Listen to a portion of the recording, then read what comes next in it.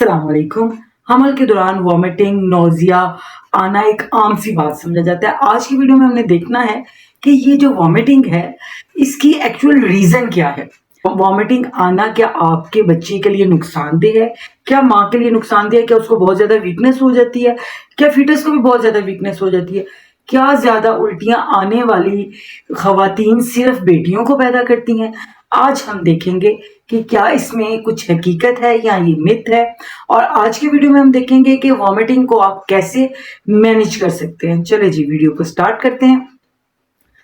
Pregnancy में vomiting का आना, मतली मतली यानी कि नौजिया, मतली होना, उल्टियां आना एक नॉर्मल सी बात है। 70% ख़वातीन हमल के दौरान वॉमिटिंग के इस फेज को बर्दाश्त करती हैं, जिसमें से 20% को तो हॉस्पिटलाइज होना पड़ता है।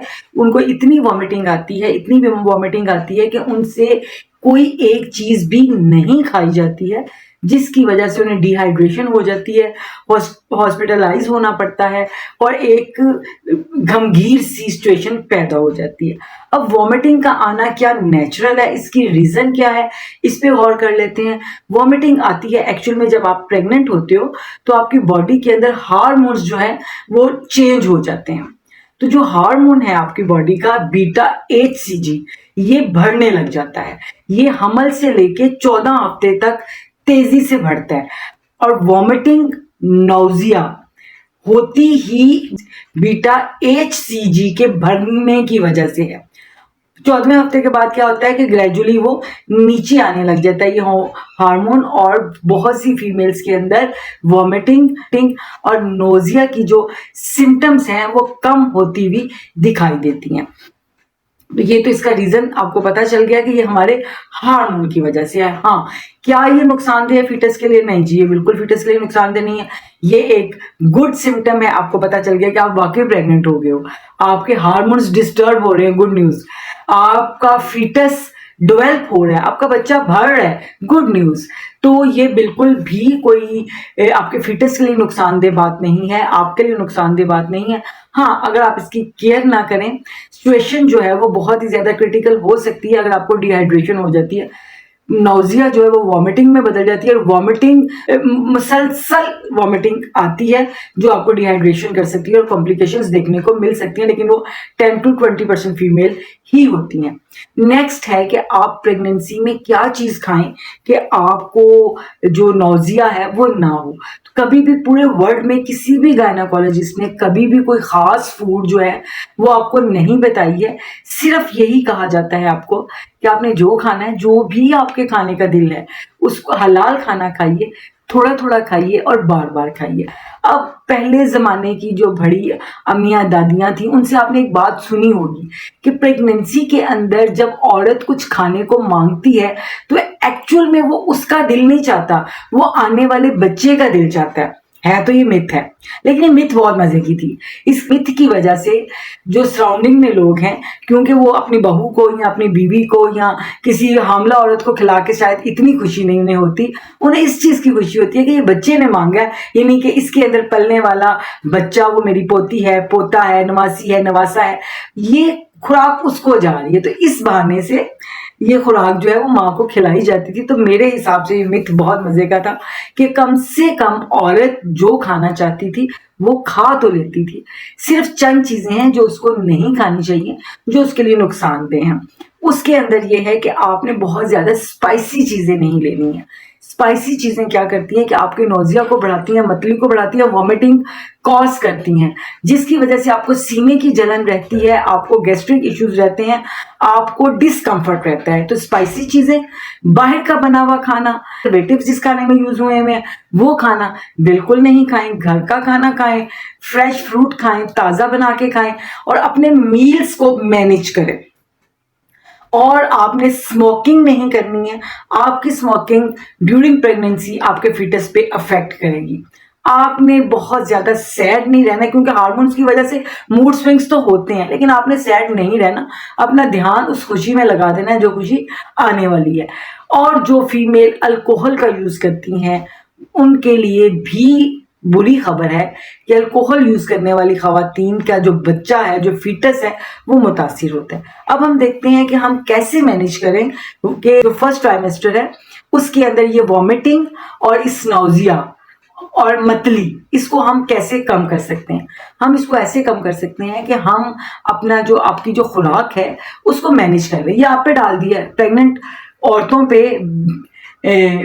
बी ए मदर पे, माँ बनने वाली औरत पे डाल दिया कि उसको जो पसंद है वो खाए। ठीक है, अब आपने खाना कितना है, अगर आपके 6 मील्स हैं, सपोज टू बी के आप एक मील में एक रोटी खाती हैं, तो आपने आधी रोटी खा लेनी है हर 3 घंटे के बाद। 3 मील्स सब खाते हैं, प्रेग्नेंट फीमेल जो है वो 6 मील्स खाएं। अब 6 मील्स में वो जो 3 मील में आप खाना खाते हो, जो 3 मील्स में आप फूड यूज करते हो, उसको डिवाइड कर दो 6 पे। यानी कि आपने अगर नाश्ते में 2 रोटियां खाते हो तो 1 कर दो, अगर आप फुल प्लेट राइस की खाते हो तो उसे हाफ कर दो। यानी कि थोड़ा थोड़ा खाएं और बार बार खाएं। इससे आपके स्टमक पे बोझ नहीं होगा, डाइजेशन साथ साथ होती जाएगी और आपकी नौजिया और वॉमिटिंग काफी हद तक मैनेज हो जाएगी। नेक्स्ट जो इसका मैनेजमेंट की टिप, फ्रिक्वेंटली सिपिंग करें, यानी कि कुछ ना कुछ पानी हर थोड़ी देर के बाद आप लेते रहें। अब बहुत सी फीमेल कहती हैं जी पानी का तो जायका ही खराब सा लगता है, थोड़ा सा पानी लेने से दिल और मतली करने लग जाता है। तो मैं नहीं कह रही भी आप सफेद पानी लो, आप कोई जूस बना के ले सकते हो, आप कोई रूह अफ़ज़ा बना लो, आप कोई टैंग पसंद है भी वो ले लो, जो भी आपको फ्लेवर्ड वाटर पसंद है, जूस पसंद है, या अगर आपको मार्केट में जाएं तो ग्रीन टी मिलती है आपको मुख्तलिफ किस्म के फ्लेवर्स में, वेनिला में, चॉकलेट, बहुत से फ्लेवर्स आए हैं। एक ग्रीन टी लो, आप एक साशे डालो 2.5 लीटर पानी में, उसमें को पका लो और उसके बाद उसे फ्रिज में रख दो, वो जो इसमें एक अच्छा सा फ्लेवर आ जाएगा। ठीक है, उसके बाद उसकी सिपिंग करें। वैसे तो सबसे अच्छा है अगर आपको कोकोनट वाटर अवेल हो जाता है, तो वो आपकी एसिडिटी को भी कम करता है, गैस्ट्रिक को भी कम करता है और आपकी नोजिया और वॉमिटिंग को भी ठीक करता है। तो आप कोकोनट वाटर को ले आइए और थोड़ा थोड़ा, ये नहीं कि घटाघट पी के खत्म, छोटा छोटा सिप ले थोड़ी थोड़ी देर बाद, तो इस तरह भी आपका नोजिया मैनेज हो जाएगा। नेक्स्ट है टिप, वो ये है, मुश्किल है, आपको अच्छा नहीं लगेगा, कि खाना ठंडा करके खाएं। अगर आप उल्टी और मतली से बचना चाहते हैं, वैसे तो खाना सबको गरम गरम पसंद है, मुझे खुद बहुत गरम पसंद है, लेकिन गरम खाना आपकी सेहत के लिए नुकसानदेह है। खाने को ठंडा करके खाइए, आपको मतली और कम होगी। खाने के फौरन बाद लेट मत जाइए, खाने के बाद वॉक कीजिए। बेशक आप अपने रूम में कर लीजिए, अपने सहन में कर लें, छत पे जाके कर लें, लेकिन वॉक हल्की फुल्की, दौड़े लगाने को नहीं कह रही हूँ, हल्की फुल्की वॉक जरूर कीजिए। अब जब लेटना है आपने, तो आप कोशिश कीजिए कि आप अपना सीधा मत लेटें, आप करवट लें लेफ्ट साइड पे।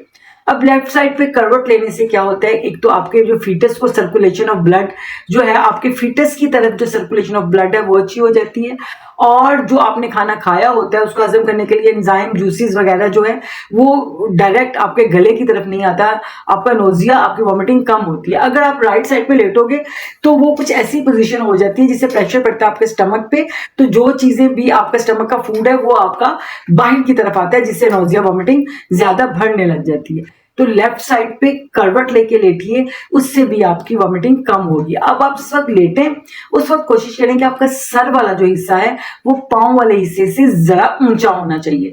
अगर आप एक तकिया रख के सोती हैं तो 2 तकिए रख के सोएं। अगर ऐसा होता है कि 2 तकिए रखने की वजह से आपके गर्दन के मोड़े अकड़ जाते हैं, तो बस तकिया एक ही रखें, लेकिन अपने बेड पे, बेड वाली साइड पे 1 से 2 ईंटें रख दें, या कोई भी चीज ऐसी रख दें जिससे बेड ऊंचा हो जाए, आपके सर वाली जगह जो है वो ऊंची हो जाए, उससे भी जो है आपकी वॉमिटिंग को मैनेज किया जा सकता है। अब लास्ट जो है कि अगर जिस फीमेल को वॉमिटिंग ज्यादा आती है तो वो लड़कियां ही पैदा करती है, और जिसको कम वॉमिटिंग आती है वो लड़के पैदा करते हैं। नहीं जी, ये इस बात में कोई हकीकत नहीं है, लड़की है या लड़का है, साइंस के कुछ रूल्स हैं जिससे आपको पता लग सकता है, लेकिन गायब इल्म अल्लाह की जात जानती है। ये एक मिथ है, इसमें कोई हकीकत नहीं है कि उल्टियां ज्यादा आने से लड़की ही पैदा होती है। इन्फॉर्मेशन आपके लिए बेनिफिशियल होगी, तो इंशाल्लाह मिलते हैं कल एक नए टॉपिक के साथ। तब तक के लिए अल्लाह हाफिज, पाकिस्तान जिंदाबाद।